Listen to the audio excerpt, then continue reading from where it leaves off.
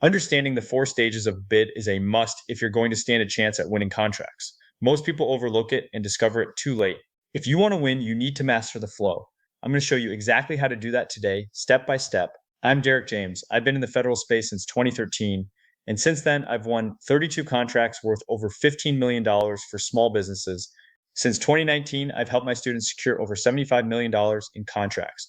I've seen what works and what doesn't, especially for small businesses.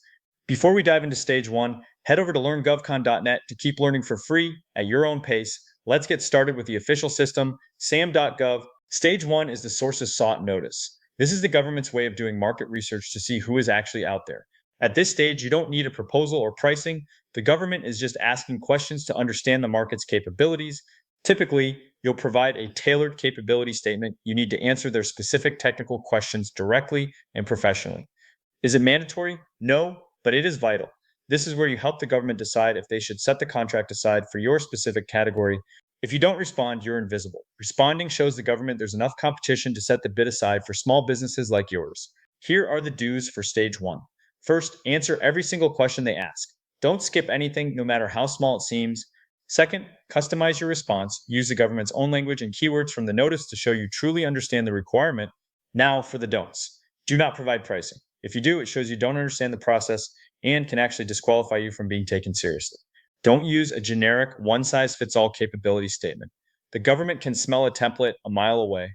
Make it unique to this specific notice. What should you expect? Often silence. You might not hear anything back for weeks or months. Don't panic. That's just how the machine works. This is just the beginning of a long journey. Use this time to refine your strategy and keep an eye out for the next stage.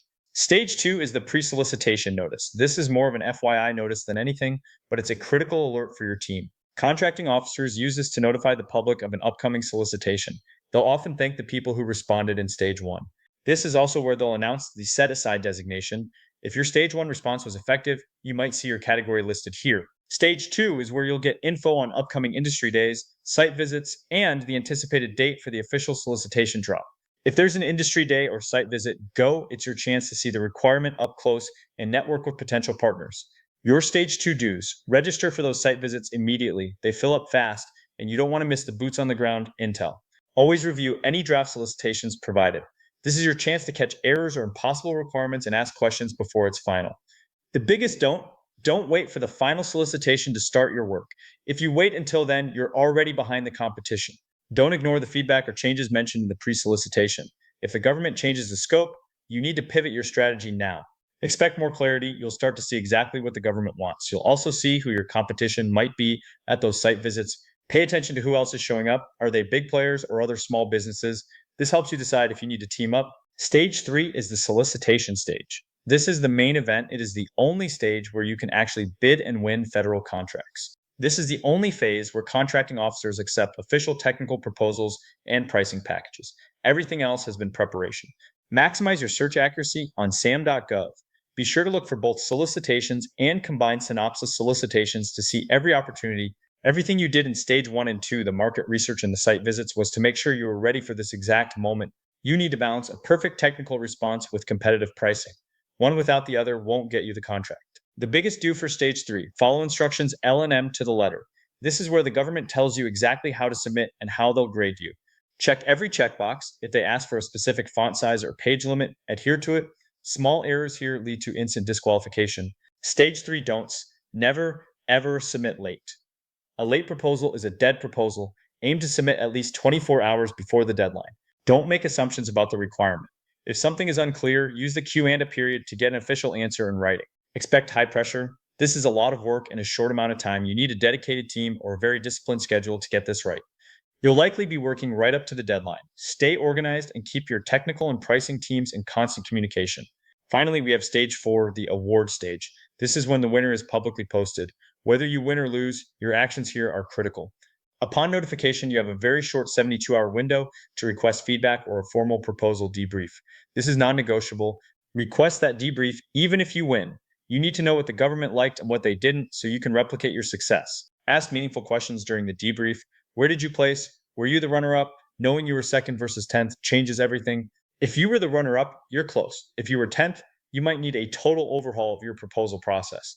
This intel is your greatest asset. Your stage 4 dues: be extremely professional in your request for a debrief. The contracting officer is busy, and a polite request goes a long way. Treat every loss as a lesson. Take the feedback seriously and use it to train your team for the next opportunity. That's how you win long term. Stage 4 don'ts: never be argumentative or defensive during a debrief. It's not a debate, it's a learning session. Burning bridges will cost you future wins. Don't miss that 72-hour window. If you wait 4 days, the government is under no obligation to give you any feedback at all. Don't leave that intel on the table. Expect varying quality in your feedback. Some contracting officers provide detailed notes, while others give the bare minimum. Take whatever you can get. The award stage can be emotional, but stay focused. Whether it's a celebration or a post-mortem, use the momentum to start looking for your next bid. Now, I've explained these 4 stages as the industry tells you to move through them from research to award, but for small businesses, there's a caveat. If you just want to jump into bidding and skip those beginning stages, you absolutely can. If there are live bids right now that fit your business, jump in. Make it part of your pipeline efforts, even if you missed the earlier stages. If the solicitation is live, you can still bid and you can still win. Don't let the process hold you back. So there you have it, the 4 stages of a bid. From market research to the final award, understanding this flow is your roadmap to success. By knowing what to do and what to expect at each stage, you've already given yourself a massive competitive advantage over most small businesses. Now I want you to take action right now. Head over to sam.gov. Don't just browse, start practicing your filtering. Filter opportunities by these different stages. See if you can identify a sources sought versus a final solicitation for a requirement in your industry. The best way to learn this is by doing. Get your hands dirty in the system today so you're ready when the right opportunity drops. Remember, the federal space is huge, but it's winnable if you have the right tools and knowledge. I'm here to help you get there. Head over to learngovcon.net to continue learning for free. We have tons of resources designed specifically for small businesses like yours. Thank you for watching, and thank you for the work you do as a small business owner. It's the backbone of our economy. I'm Derek James, and I look forward to seeing your name on the next award notice. I'll see you in the next video.